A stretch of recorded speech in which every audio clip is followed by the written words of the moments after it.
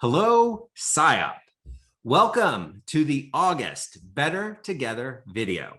Today's topic, SIOP governance. Is there anything more exciting than to learn about governance? Namely, how does SIOP governance work? Hopefully you'll find it interesting and maybe even a bit surprising. I am joined by one of my favorite people, Mo Wang, and Mo is your SIOP President-Elect. And Mo and I both have a ton of experience on the SIOP Executive Board. And we can both give folks, I think, a good sense of how SIOP makes decisions, who's involved, and how do you get a seat at the table. So welcome, Mo.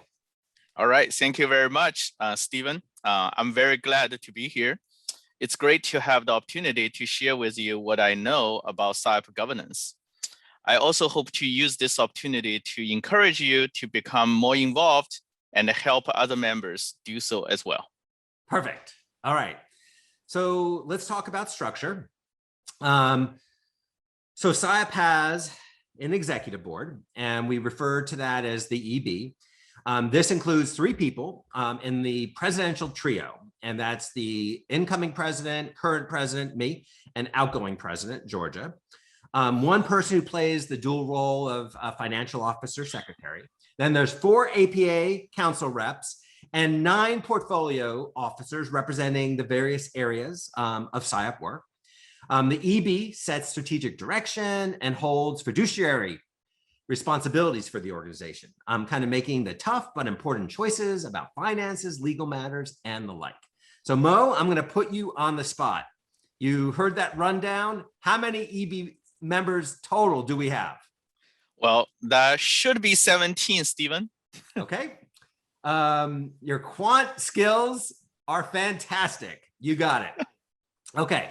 So let's add to that 45 groups like committees and editorial boards.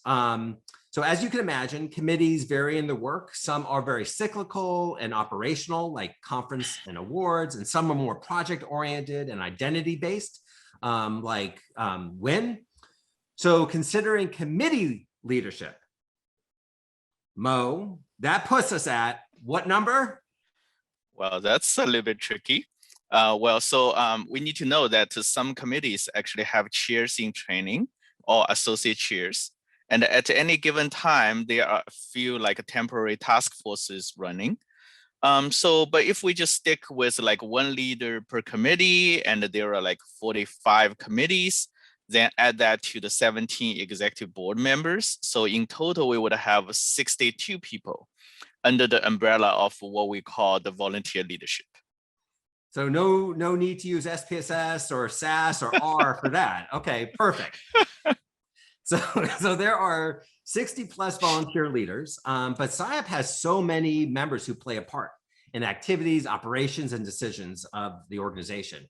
When you consider all our committee volunteers, program reviewers, and others who really raised their hand to help SIOP pursue its mission, what's your guess?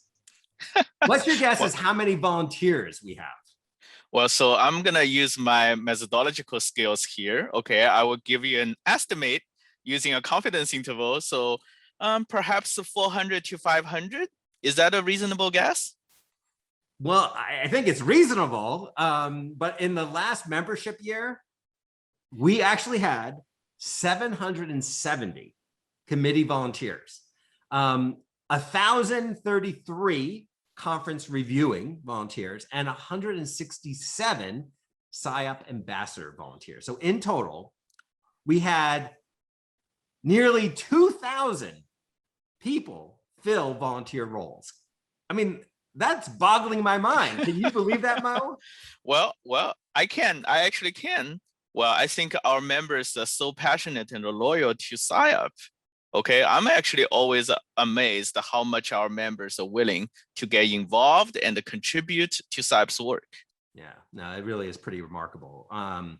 So our volunteer workforce, broadly defined, includes more than 2,000 people.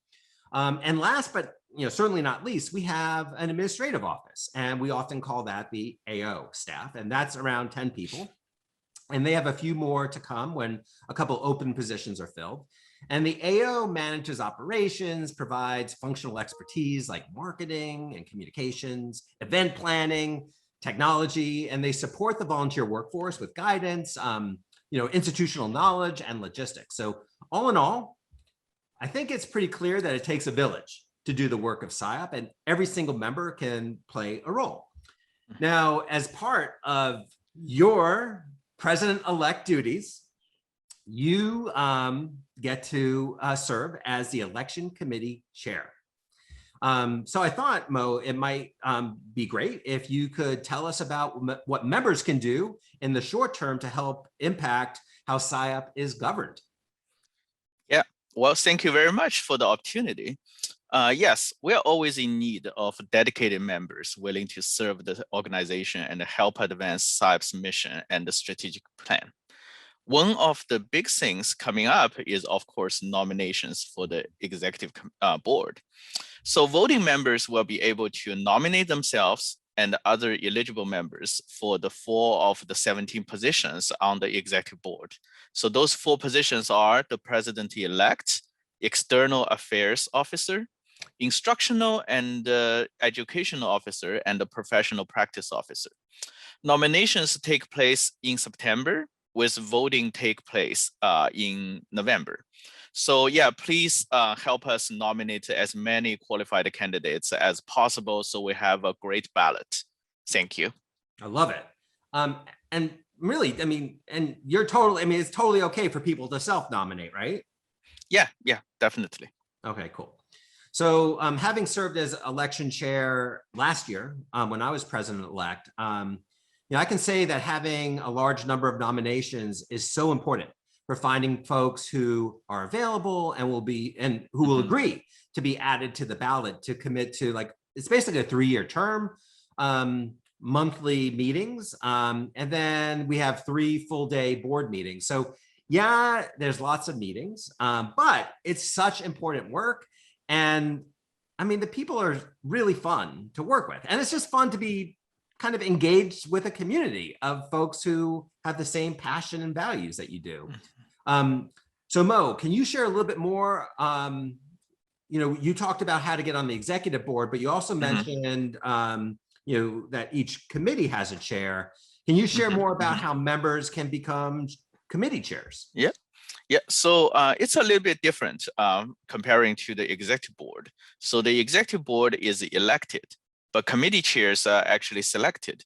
So as the president-elect, I will be filling 17 vacancies of those chair positions that would begin in April 2022.